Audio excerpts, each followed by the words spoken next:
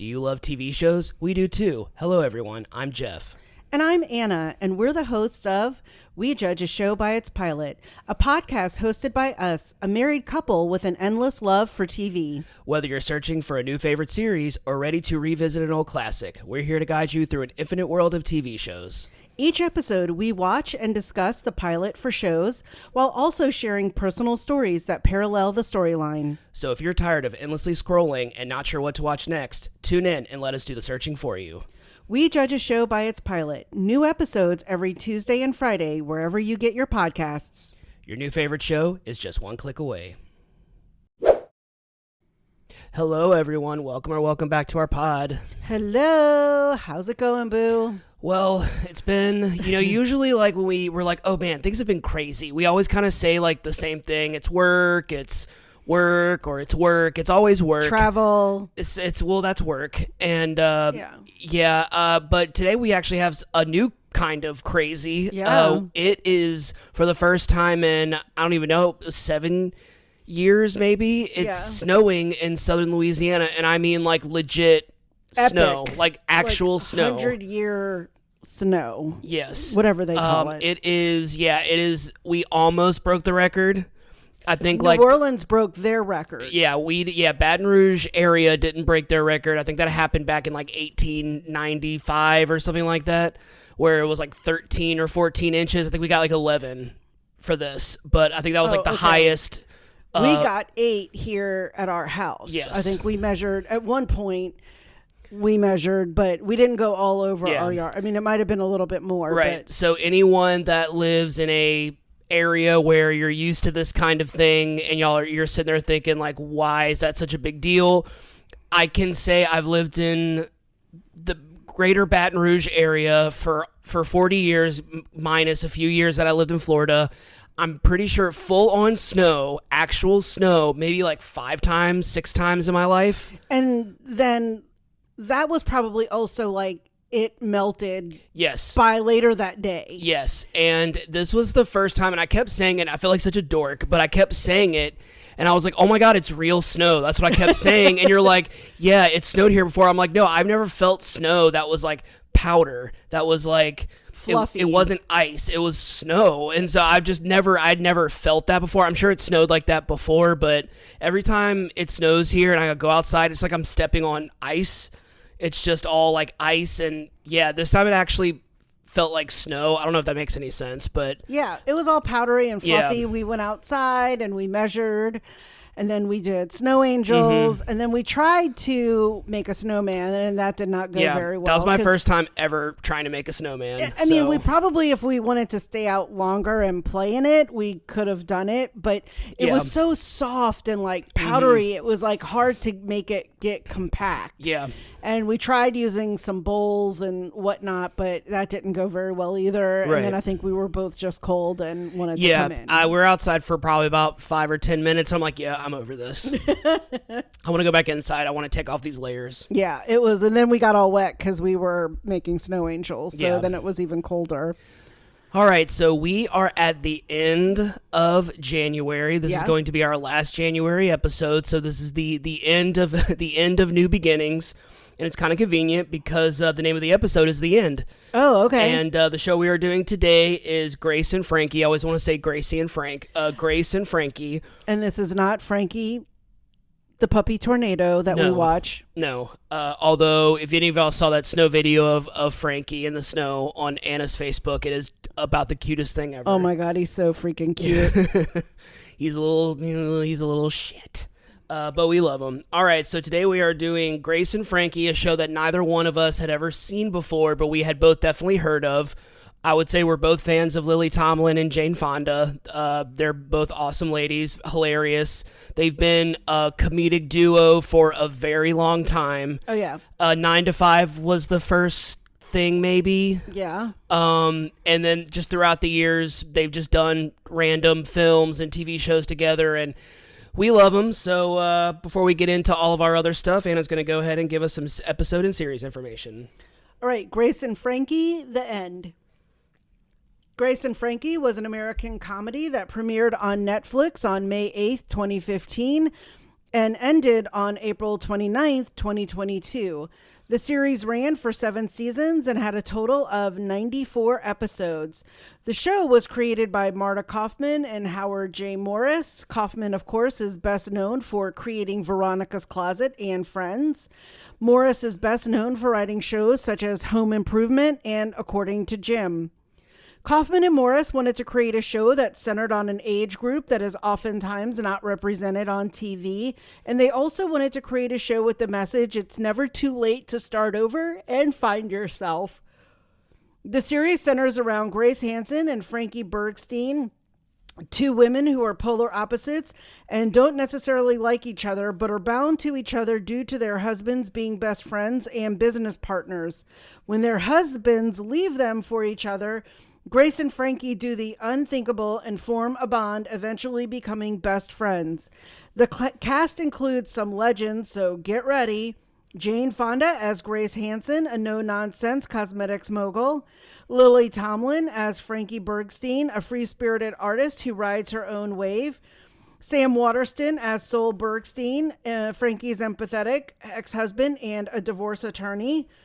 Martin Sheen as Robert Hansen, Grace's straightforward ex-husband and divorce attorney. June Diane Raphael as Brianna Hansen, Grace and Robert's oldest daughter. Brooklyn Decker as Mallory Hansen, Grace and Robert's youngest daughter. Ethan Embry as Coyote Bergstein, Frankie and Saul's first adopted son. And Baron Vaughn as Bud Bergstein, Frankie and Saul's second adopted son. The series started off slow, getting mixed reviews and people feeling that the show had just casted a bunch of iconic actors and thought that would be enough. It wasn't until the second season and on when the show found its voice and fans began tuning in. Grace and Frankie would go on to be nominated for a total of 13 Emmys, and the cast was praised for their character portrayals. You can watch the entire series on Netflix. So why do you think you never watched this show, May 8th, 2015? I'm just thinking that was summer, so I probably wasn't super busy traveling. Yeah. I actually do remember when this came on because I kept thinking it would have been super fun if Dolly Parton had joined the cast, because of 9 to 5. I mean, I just thought that was silly. I mean, I don't think Dolly Parton does a whole lot of TV other than maybe specials or something, but I don't know. And it's crazy because I love Martin Sheen, of course, from The West Wing. And then, Sam Waterston is my boo from Law and Order that I love. So I love everyone in it, even, Brooklyn Decker. I know she is married to Andy Roddick, the tennis player. So I've loved things that she's been in. Ethan Embry. Yeah. So I don't know. I mean, I think, again, maybe it just suffered from... We've had too much TV to watch. Yeah. And I didn't know you then, so I don't know. I would say maybe if it was on Netflix, was Netflix a streaming at that point? At 2015, yeah. I guess it had to be, but I don't think I was Netflixing. Oh, okay. I think that's it. Because I think I sort of started Netflix around 2016-ish. Gotcha. So that might have been really why.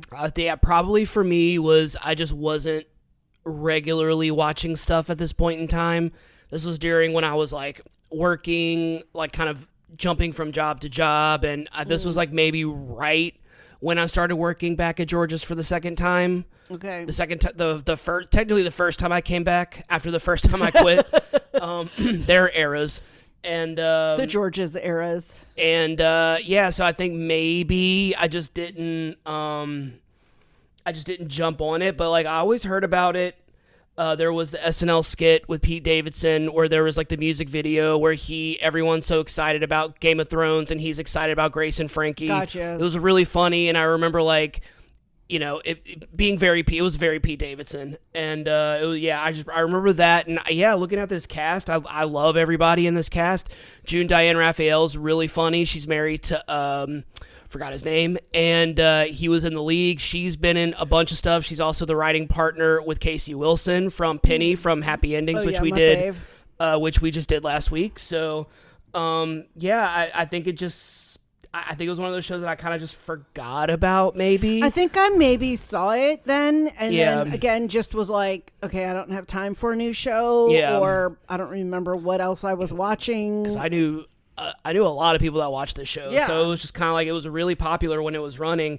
And as you can see, it ran for 7 years, and it had 7 seasons, and it was on Netflix, which is unheard of. That it had a season every year on Netflix. And I was going to say in a row. Yeah, that's insane. Though when I saw that, I was like, that was a Netflix show? I was like, oh, okay. Yeah, so I definitely... I mean, the episodes were like 30 minutes, so I mean, like, it wasn't a hard watch at all, and of course, it was so funny. I was laughing almost immediately. I was laughing. Yeah, when we get into the pilot summary, we can talk a little more, but I agree. Like, I felt like it was really easy to watch. They did the setup really well. They really they executed really well. This was a everything a pilot should be, especially a 30-minute one. Yeah. That can't be easy to set up an entire series and 22. A lot of these shows 22 minutes. I think this was actually 30 minutes. All right, so Jane Fonda and Lily Tomlin are probably considered one of the best comedic duos, at least of their era. We got into a really big conversation about our favorite comedic duos. I see you're still writing some down. I had one more to add. So we made a little list of our favorite comedic duos. Now, I did write kind of a lot of them, so I won't get into a great detail for each one. I'll just kind of like list them off a little bit. Gotcha. Do you want to go? You kind of have a little list too. Do you want to kind of go back and forth, or do you want to each say one? Do you want to say our full list, or do you want to go back and forth? I don't know. What do you think? I mean, I don't mind going through my whole list and kind of explaining just a little tidbit of each one. Okay. I don't know how many you have. I can always either add or whatever you're good. if you have way more. So some of mine are like real people, and then some of mine are like TV character duos. Right. So mine are kind of half and half. Yeah. So I have Chris Farley and David Spade from SNL. I have that too, so I can take that off mine. Tina Fey and Amy Poehler, again from SNL. Another sort of couple from SNL, and that's Wayne and Garth from Wayne's World. I mean, that was just... I love that whole era of SNL. Oh, yeah. And then Same. when they started the movies, and I know they've had movies before, but to me, Wayne's World is one of the more iconic movies that was a real big hit. I agree. I will go for my TV show characters that I love are Felix and Oscar from the TV show The Odd Couple. Now, I know that there was a movie. So I'm talking Oscar... Jack Klugman and Tony Randall.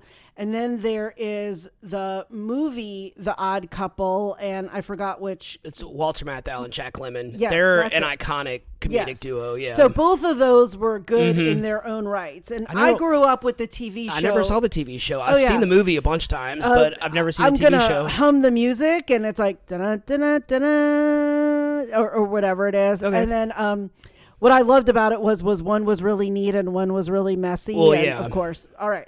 And then so I also have Rhoda Morgenstern and Mary Richards from the Mary Tyler Moore Show. And then Rhoda, they were neighbors in the apartment. And then I also have Joey and Chandler from Friends. Okay. I feel like they were the most iconic of the two of the Friends. I mean, obviously I know like Ross and Rachel, and then Ross and Monica were related, and then Phoebe loved everyone, so, but I feel like Joey and Chandler were the bromance. They were kind of the heart. They were definitely like the heart of the show. And then I'm going to kind of go into my cartoon era. Okay. And I have Tom and Jerry. Well, yeah. And then I have Scooby-Doo and Shaggy, because those were the cartoons I watched. Scooby-Doo was definitely my Saturday, and then Tom and Jerry was after school. Gotcha. And then I also have Ernie and Bert from Sesame Street, because we are the same age. Ernie, Sesame Street and I were both in 1969. And then my last one is for my nephew, and that is SpongeBob and Patrick. Okay. So those are my other ones. What about you? All right, so I think I have about the same number as you do. I won't get into like super great detail for most of them, but The first one I have is B. Arthur and Rue McClanahan, and specifically in Maude. Oh, okay. Also in Golden Girls. Obviously, Golden Girls is their more like famous, but that's a quartet. That's a quad. Everyone kind of had their own interesting dynamic on the Golden Girls, but for me, like B. Arthur and Rue McClanahan kind of started their dynamic on Maude, and I loved Vivian and Maude. I loved their back and forth. Vivian was so like uptight, and Maude was so like just kind of very modern and progressive, and it was just always funny to kind of see their back and forth. And obviously, it proved to be something because they were on probably one of the most iconic shows of the 80s together with Golden Girls, and Maude is also Norman Lear, so that's also also iconic. I have, and I can't believe you didn't write this one down, Jonah Hill and Channing Tatum in the 21 Jump Street movies. Yes. I mean, there are so many I could have listed. Yeah, I know. Catherine O'Hara and Eugene Levy. They've been in so many movies together. I can't believe I Best in Show is one of my favorite movies. A Mighty Wind. A Mighty Wind is so good for your consideration. Of course, Schitt's Creek and so many others. I have to have my YouTube people. I have Dan and Aaron from Game Grumps. Yes. I've been watching them for over a decade.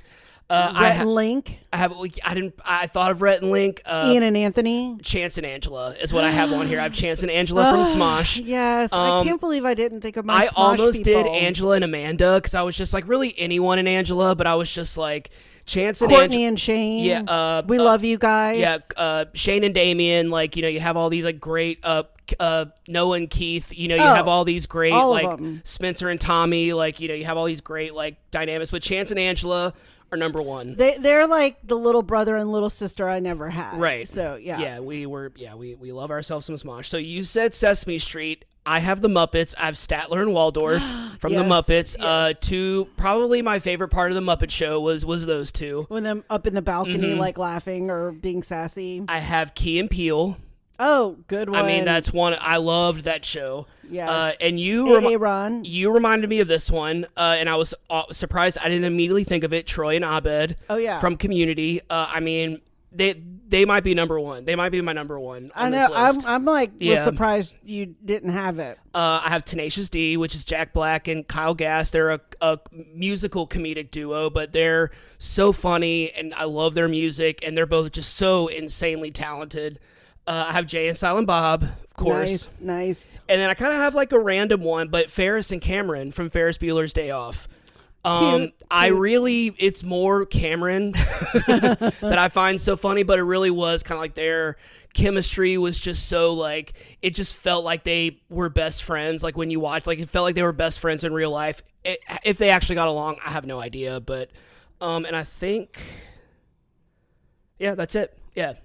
I mean, of course, I'm probably going to think of like 10 more while we're having this conversation. While you were saying those, I was like, oh yeah, I probably could have thought of this and them and those.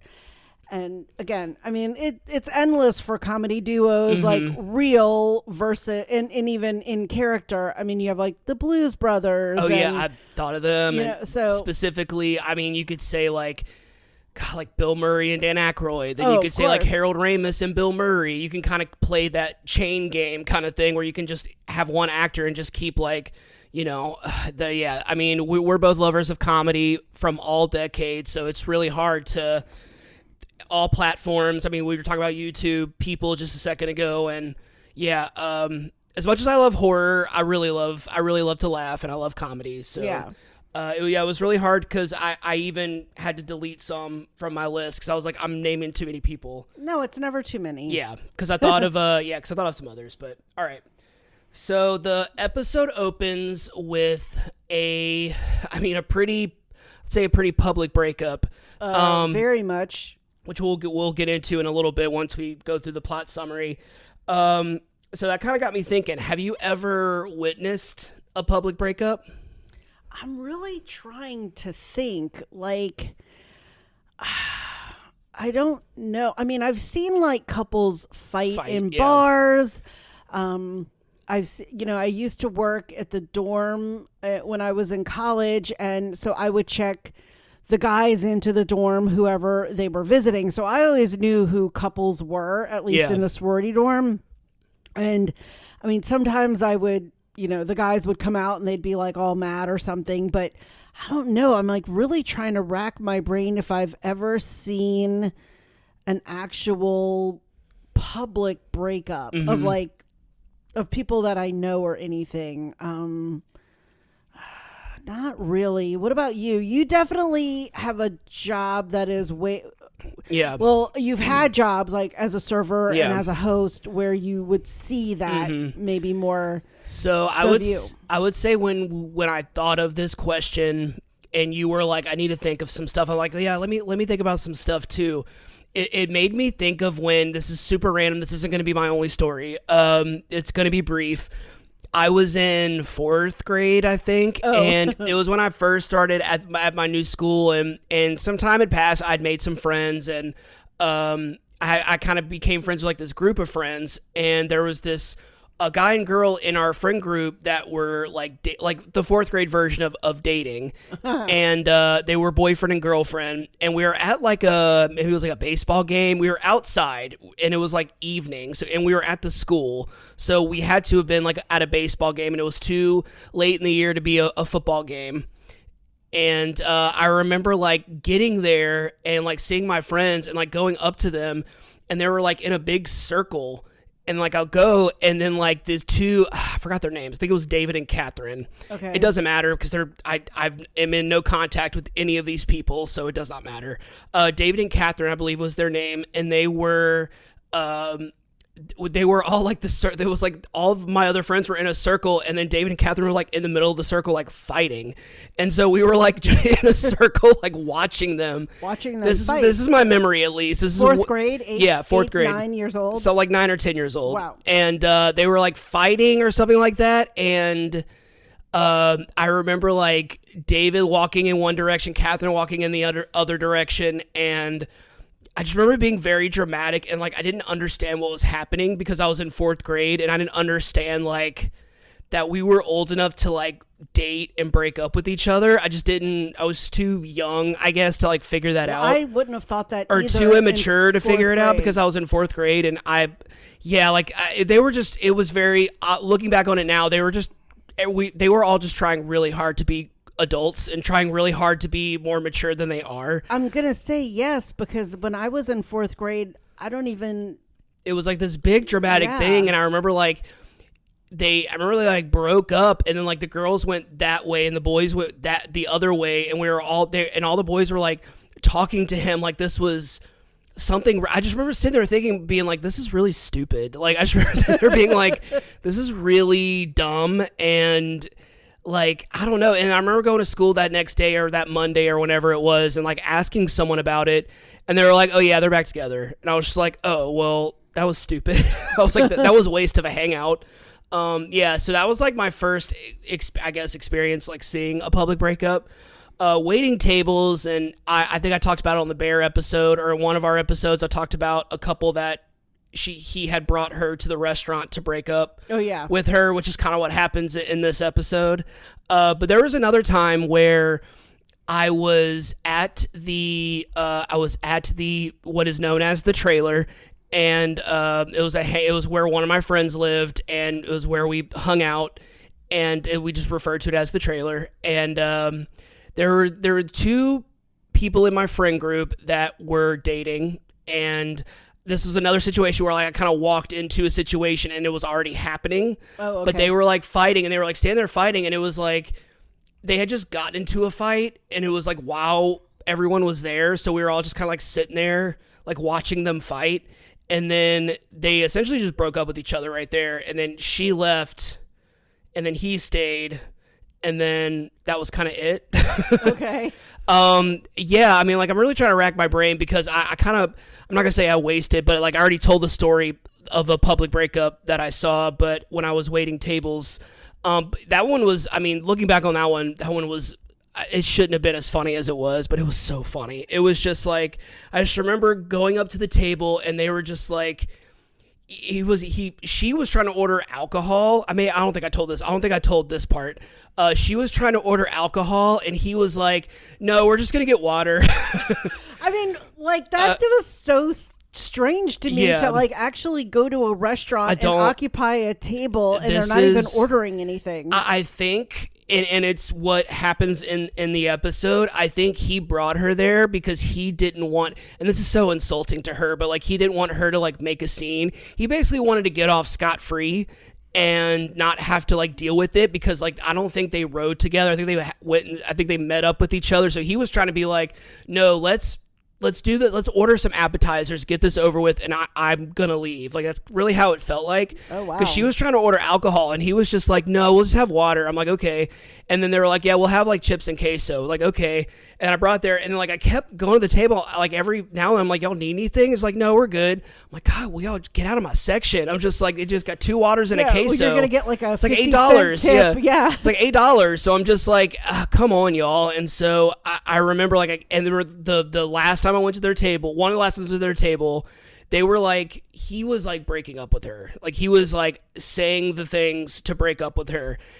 And I just like walked in on it. He was just like, yeah, this just isn't working out for me. He said something like really like that as I'm walking up. And I just remember like walking up to the table, hearing him say that, and just turning around and walking right away, going back to like the server station where all the other servers were. I'm like, get them out of my section. I'm just like, I hate them. Get them away. And then finally, like so she like got visibly upset and she got up and left.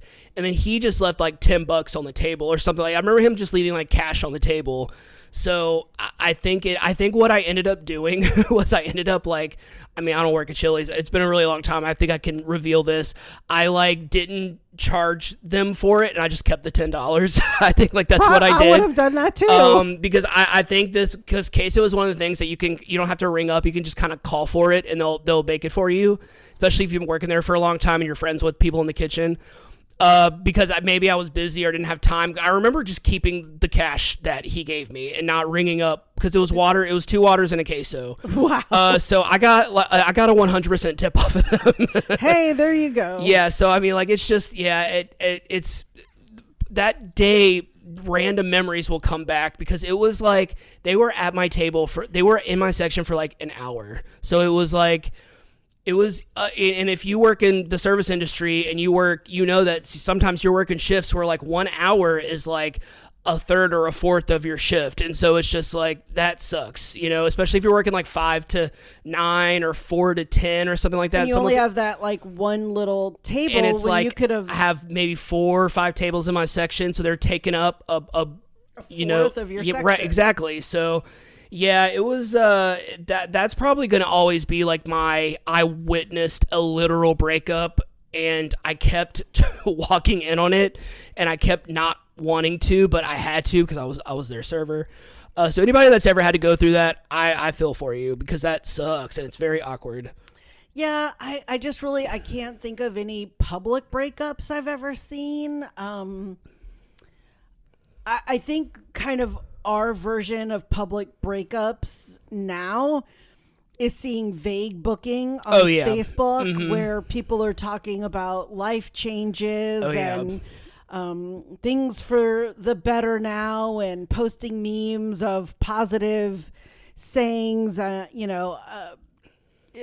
I'll give like one example currently of a celebrity, not of anyone we know, but I have seen people, especially when they will change their status to like, before it was like married. And then I think the Facebook status change was it's complicated. Oh, yeah. That was really popular in early Facebook time. But like Jessica Simpson has just recently revealed she and her husband are separated, and it's very public. I mean, they are both not wearing their wedding rings. Yeah. And she has made some sort of statement or comment to the effect of like, I deserve to treat myself the way I should have always been treated for the past years. And I'm like, okay, like, and what I kind of hate about that now, and that this is the way people publicly break up, celebrity or just regular people, is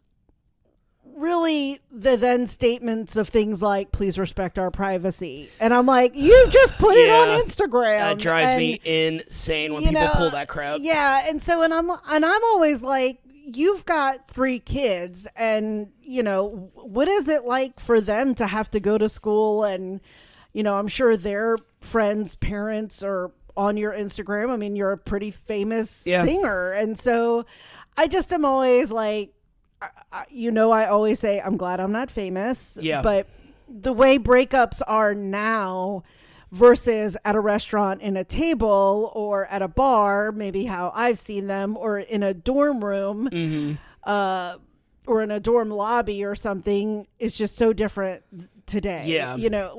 I'm sure all of those options exist, but now it's all subtle and vague, but it's out there and people know it. So you reminded me of something. So I'm obviously not gonna name any names, but those like you've probably seen them on Facebook.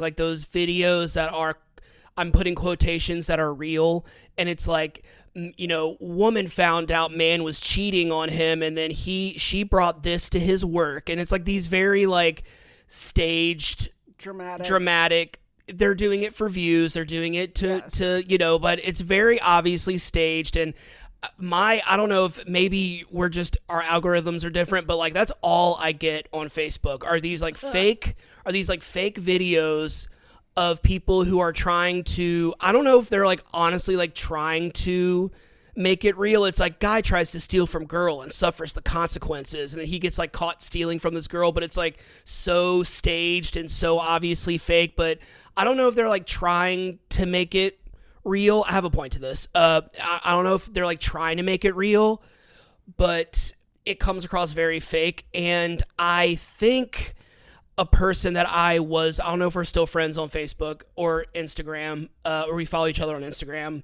But I think him and his girlfriend tried to make one of those. Oh, wow. And didn't tell anyone that it was fake. And so they've deleted all these videos and posts, so I feel okay saying this, and I'm not naming any names, and I haven't talked to this person in years. So I mean, like, if you're that person listening to it, I'm sorry. I mean, you put it on social media, so it's public. I feel like if it's on public, social media, it's public domain. It's fair game to me. So he had been posting all day, and I think I maybe even told you this while it was happening, but like he was posting stuff all day where it was like screenshots where he had gotten a hold of her phone.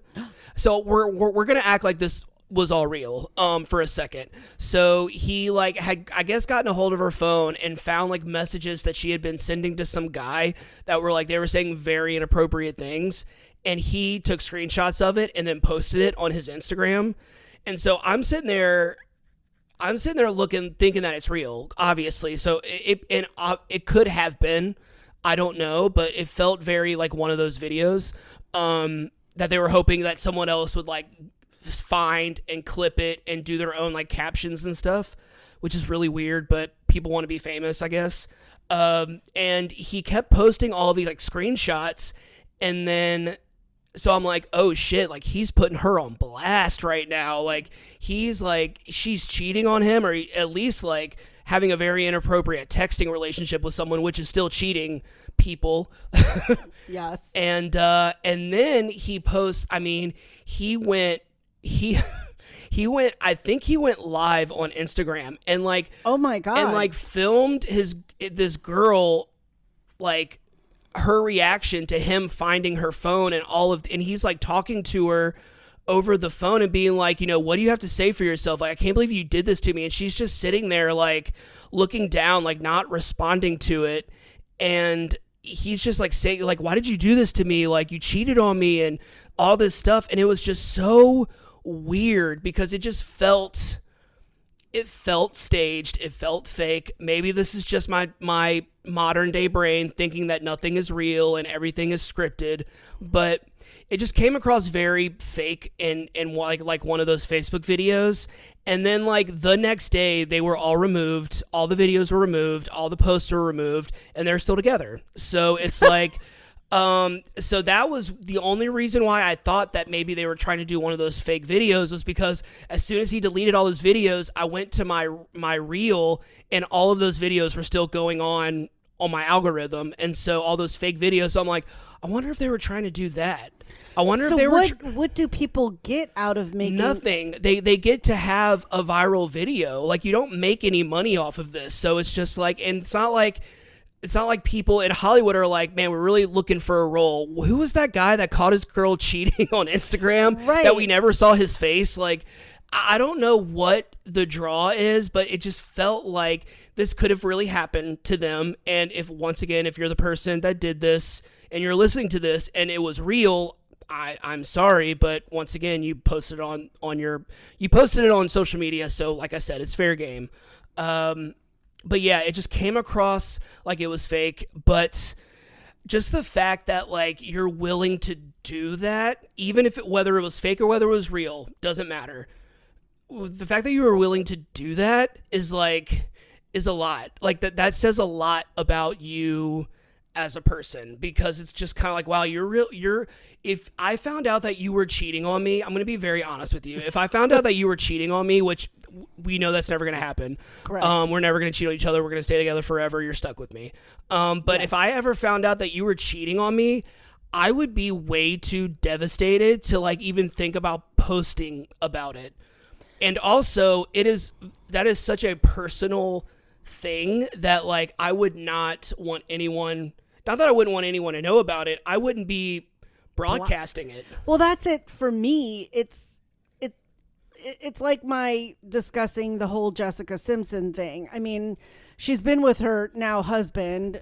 He's a former football player for like 14 years. They've been married for 10. So, but I'm sitting here going like, that's where I just am always like the cavalierness of it. It's like, I just feel like you loved this person at one point, like a lot. Obviously, you have 3 children with him, and then because all of a sudden you've lost weight and you feel like you're 21 again, going back in time, and you want to reboot your music career, you kind of have to start posting these breakup stories and that he treated you bad. And again, if he treated her bad, then that's, her prerogative to talk about. But again, she does have kids, and, this is the guy that she was most recently with? Yes. Okay. Yes, that she has her 3 children with. Okay. But again, I don't know her whole story. I've just seen what she's posted, but it's a very vague booking on Instagram. Gotcha. It's all the whole, like, one quote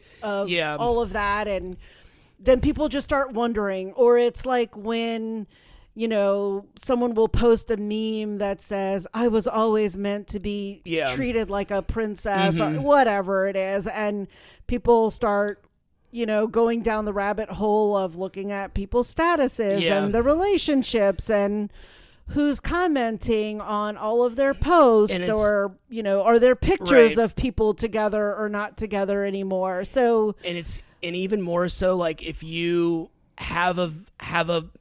whether you're famous or not, and you choose to have a very public breakup, public divorce, and even if you like don't say terrible things about them, but you still like are very public about your breakup and about your divorce, but then you like stay with them or then get back together with them, it's just like, how do you think that makes you look? I mean, like, I don't mean that in like an insulting way. I just mean that in like I think that's another reason why, like, if you and I were ever having problems and we ever discussed like separating or divorcing, I wouldn't be sharing our personal business with honestly anyone. I would not be. I am a shit talker, but not in that way. I'm not in that way. Not with people that like I have a very personal, private relationship with, and like regardless of whatever happened between us, I could just never see myself like talking shit about you and like bashing you, and I could never see myself doing that, despite even if I was like angry or upset. That's just not my style. I've never been that way. Well, I also feel like I said, I can't remember the couple that it was about. I know this is going to sound also really silly, but I think it was like John Travolta and Kelly Preston. Okay. Like, I think Kelly Preston at one point wanted to leave John Travolta, and they went to couples counseling, and they talked about this in an article, again, public. And she said the counselor when they were talking about their breakup or breaking up, he said before, and John Travolta apparently didn't want to break up. Yeah. Like he was against it. And I think the counselor asked Kelly Preston, like, do you remember why you fell in love with John Travolta? You know, like, do you, and she was just like, yes. And he goes, where did this go? And she was just like, well, it's still there. You know, and again, they ended up staying together. But I feel like I wouldn't want to do that to you or to us, and especially to like Maddie and our families. I wouldn't want to put that out there. Obviously, like our friends and family would know we were separated. I mean, if we weren't living together, but I don't think I would blast that on social media. I mean, I think I would maybe, if something was wrong, I would go dark on social media versus posting anything.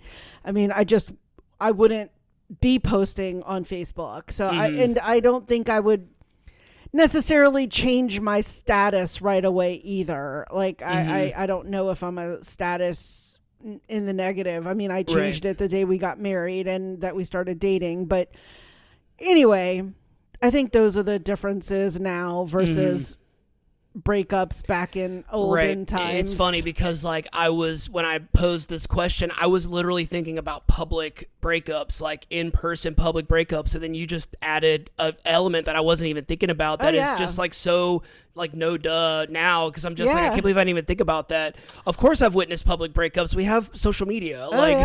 Totally. Even with people that we know. I've seen some friends breaking up on Facebook. I mean, it's crazy, and I some of the stories I could maybe tell. I don't think the people are listening, but I think it would be obvious on some of them. Yeah, not anyone really close to us, but like acquaintances of mine from like high school, elementary school, stuff like that. I've definitely experienced some vague booking that was very clearly they were talking shit about their ex. Yeah, in that post, I'm just like, ugh. Yeah. All right. That was fun. Yeah, that was fun. Let's get into this plot summary. All right, do it. I'm ready to kick that heater back on and get in bed. All right. Grace and Frank. I keep wanting to say Gracie and Frank. Grace and Frankie plot summary. Frankie is sitting alone at a seafood restaurant waiting for her husband Saul, his business partner Robert, and Robert's wife Grace. Frankie is in her early 70s and is dressed very earthy, leading us to believe that she is a hippie type. She sends a text, I'm assuming to her son, that says, call at 9, say the cat had a seizure, an excuse for her to get out of dinner, which I don't think I remembered that, but then like, I guess I didn't pay attention to that. Yeah. Just then Grace arrives and they exchange a very superficial greeting. They do the kiss thing where they don't really touch faces and stuff. Grace is wearing a lot of makeup. Her hair is perfectly styled and is dressed very conservatively, showing us that these two are complete opposites. Their husbands have been best friends and business partners for the last 20 plus years, but Grace and Frankie never really clicked. Apparently, Saul and Robert have planned this dinner because they have some big news. Grace and Frankie assume that they are announcing their retirement and begin discussing their post-retirement plans. Grace says her and Robert plan to go to Italy, just the two of them. Frankie says her and Saul are going to go on a trip, but a different type of trip. They're going to go to the desert and take peyote. Saul and Robert arrive and greet their wives. Saul seems nervous while Robert comes across as calm. Saul rambles on about how they're getting older and they're entering a new chapter in their lives, which is exciting for him. Robert takes over the conversation and just comes out with it, literally. Robert tells Grace he is leaving her and tells Frankie that Saul is doing the same. Grace and Frankie are both shocked and upset. Frankie tries to process this while Grace is a bit, I would say, a lot more vocal. Grace assumes they are having affairs and she demands from Robert who the woman is. Robert confesses that he has met someone else, but it's not a she, it's Saul. So for the last 20 years or so, Saul and Robert have fallen in love and want to spend the final chapter of their lives together and get married. Frankie is visibly upset but isn't trying to make a scene, while Grace has no issue with that since she knows Robert planned to tell her in public so she wouldn't make a scene. So Grace begins to berate Robert in the middle of the restaurant, which, like what I said, why would you think I could just never, let's go to a restaurant so I can leave you after 40 years of marriage. Right. Like, that's cool. Okay. Later that night, the married couples have returned home. Once I can't believe that they actually that Went Lily home Tomlin together. and Jane Fonda went home with their husbands. I'd be like, you can sleep. Y'all can find a hotel and sleep together. Frankie finally breaks and tells Saul that he and Robert handled the situation in the worst possible way. Saul tells her he didn't know how to tell her, and that even though he'll always love her, he can't be happy with her. She then realizes that Saul began being prescribed Cialis, but always had excuses as to why they couldn't have sex, making her realize that Saul and Robert have been having sex this whole time, which causes her to get even more upset. Saul decides to sleep downstairs on the couch bed, the least he could do. Yeah. Over at Robert and Grace's house, things aren't much better. Even during a major life event like this, Frankie and Saul are able to communicate and express their feelings, but it's very clear that Grace and Robert do not share the same quality. A few moments into their conversation, it's clear that they don't really talk to each other. Grace is waiting for Robert to apologize, and he is silent, to which she replies, "Of course." He then asks Grace if they can talk, to which she replies, "Talking really isn't your forte." Robert tells her that he's surprised she is so upset and assumed she would be relieved because they don't have much of a marriage anymore. He asks Grace if she was ever happy with him, and she says she was happy enough, that's such a sad response. I hate that. She thought they were a normal couple like everybody else, and he thought that there was more to life than happy enough, which, I mean, in that case, Robert, I agree with you. A little later, the couple, probably the next day, the couples tell their kids the news. The reactions are pretty much the same, mostly just shock and confusion. Frankie and Saul's adopted sons, Coyote and Bud, console their mother while denying a hug from their dad. Grace and Robert's daughters, Brianna and Mallory, receive the news in the middle of brunch from Bud via text message. So Grace and Robert said they wanted to have one last brunch before they tell them the news. The girls demand an answer from their father, who, like always, is at a loss for words. The girls immediately console their mother, and then Brianna tells her father they'll talk later and to leave the room. Later that day, while home alone, Grace receives a package, but it's addressed to Robert. She opens it anyway, and she sees that it's a chair with a picture of Ryan Gosling's face on the seat, which is probably like the funniest gag throughout the whole episode. Robert returns home and tells Grace it's a gift for Saul, as it's an inside joke between them. Grace and Frankie, fed up with all the drama, both leave their homes. Frankie heads to the vacation house she owns with Saul, Grace, and Robert. Before she leaves her house, Grace realizes that Robert and Saul wanted to buy the vacation house, not because it's an investment, but because they wanted a place to hook up. She takes the Ryan Gosling chair and leaves, which was classic. Yeah, that was great. Frankie arrives at the vacation house and decides she's going to do peyote on the beach to have a spirit quest in hope of getting some type of clarity. She begins to sip on the tea she made from the peyote when Grace arrives with groceries, mostly just containing junk food and alcohol. They are both immediately annoyed by each other's presence, so Grace tries to justify that this is harder for her than it is for Frankie because she is a public figure. So I think we've talked about in the episode series information, Grace is like a cosmetics mogul. She's like Mary Kay if Mary Kay was was Mary Kay a real person? Yes, she was. Okay, I'm dumb. I knew that. I think so. Yeah. Frankie is offended by that comment and tells Grace that she is a wreck due to losing her best friend, while Grace didn't even like Robert. Shots fired because Grace is visibly upset by that comment and tells Frankie she doesn't know them. Frankie apologizes for unfairly judging her and says she will leave as she already intended to spend the night on the beach. While having lunch with Saul, Robert receives a call from Grace, and she's demanding to get full ownership of the vacation house. Robert says there's nothing he can do about it right now, but he'll see what he can do. Saul still feels guilty over everything and feels even more guilty that he's now the happiest he's ever been. Robert feels the same. Frankie is on the beach. The peyote has kicked in, but she has pulled her back and can't move. She calls Grace, who is eating ice cream soaked in booze, which was so funny to watch her just eat. That was so funny. And made me kind of want to try that. She calls Grace, who is eating ice cream soaked in booze, and asks to bring her muscle relaxers to the beach. Grace does so and sits down next to Frankie, demanding, which was really funny. She's like, "What are those muscle relaxers?" She's like, "Oh," and then she takes one, right. but takes it with a swig of the peyote tea. Yes. So, hold on, flip the page. So basically, Frankie informs Grace, like, you just drank some peyote, and she's like, "Oh my God," freaking out. That was hilarious. Like, what's this gonna do to me? So then we are then followed by the best part of the episode, which was a montage of Grace and Frankie tripping on peyote throughout the night. Was so funny. It really was just like these two were just told, just do whatever, like just do what's funny, and they were like, got it. They were like, Yes. got it. We need no direction other than that. Towards the end of the trip, I mean the psychedelic trip, Grace begins to panic, saying that being around Frankie causes nothing but chaos because she is so reckless. Grace begins to make a comment in the realm of, this is why your husband left you. But Frankie is not going to let that happen. Frankie says it's not her fault that Robert had an affair and that Grace should take some responsibility over her life. Grace insists that it's not her fault because she did everything she was supposed to do.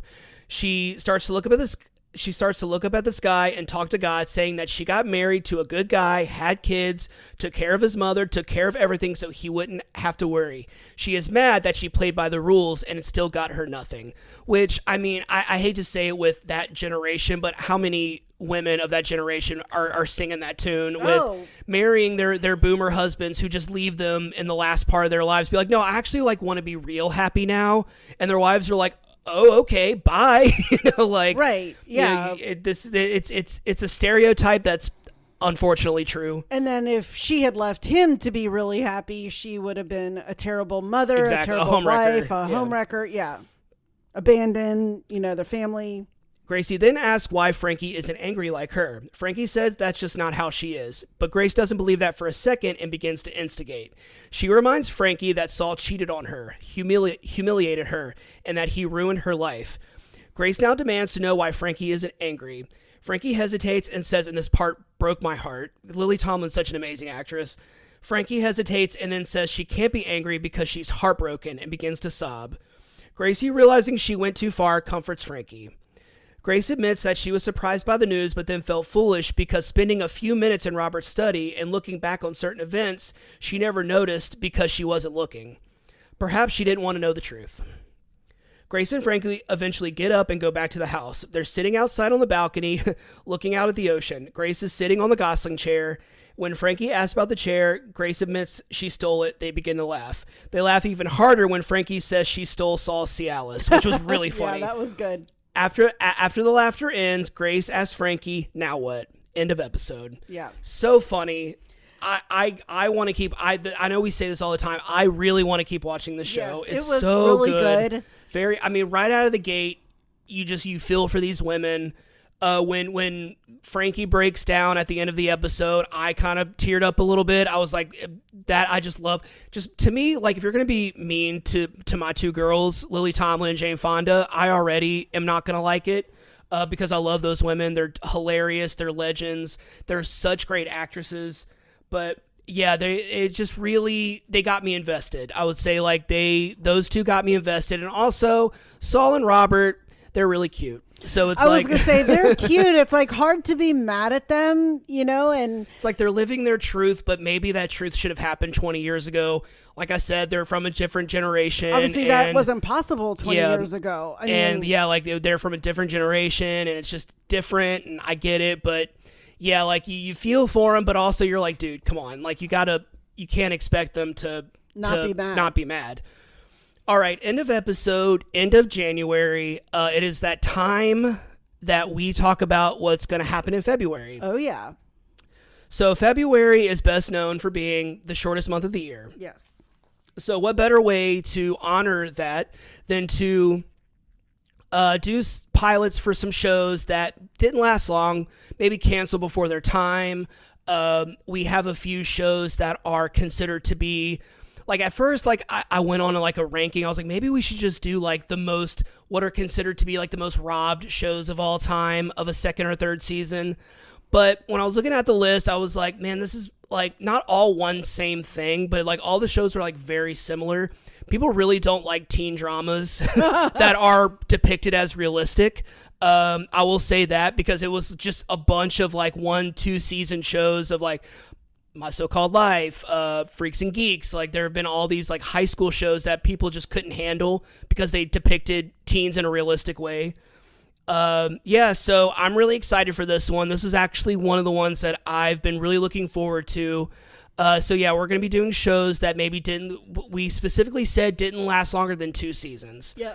And that shows that had really great potential, but were kind of cut or canceled for various reasons probably before their prime, right before they got really good, maybe. Or they were really good and they were just cut because there was maybe oversaturation or something just happened with the network and something else came up, or I mean, I guess we'll be delving into those reasons and find out. We have shows that have spanned starting from the 80s to the 90s to shows that pretty recently didn't last very long. A lot of that had to do with COVID, and a lot of that had to do with production being delayed. Either the show came out right before COVID and the production got delayed and then eventually canceled. Maybe it just didn't catch on like it did. And one of the shows, the channel, the network wanted to renew it, but the creator was like, "No, I just wanted to do one season." That's going to be an interesting take too. So I'm really excited about next month. We are almost into February, so we need to get on those recordings. We've already watched all the shows. We just need to get on I got just about all of them typed up, so we just have to get them recorded, and I'm really excited. Yay. It's going to be a fun month. You got a lot of work travel ahead of you. Yes, I got a lot of work travel canceled because of weather here, and then I got work canceled because of the weather where I was going for another trip. So now I'm having to make up some of those trips now in February. Right. So February is going to be very busy. All right, think about wraps this one up? Yep. All right, that wraps up this episode of We Judge a Show by its pilot. Thanks for tuning in. If you haven't already, go ahead and follow us on whichever platform you're listening to this podcast on. That way you'll be notified every time we publish a new episode. You can also follow us on Instagram at We Judge Pilot Pod. You can also follow us on Facebook. You can leave us a comment, suggest a show for us to watch, or leave some emojis in them comments. What you got for me? All right, for Grace and Frankie, I have any of like the couples emojis, right? The broken heart, but then also the heart because they got together. The beach emoji, the waves, seafood for the restaurant, the dinner plate for the restaurant, the phone, the scales of justice because they're both attorneys, the Italy flag just because it was referenced, the cigarette to represent peyote, and the tea. And Frankie buys a pack of cigarettes in the episode. Yeah. The vomit emoji because Grace vomits. Like, doesn't she start puking when they're doing the peyote on the beach? And then the pill to represent either the Cialis or the muscle relaxers. And then the ice cream. Nice. All right. Well, we are going to head out, but we'll talk to you soon. Thanks for listening.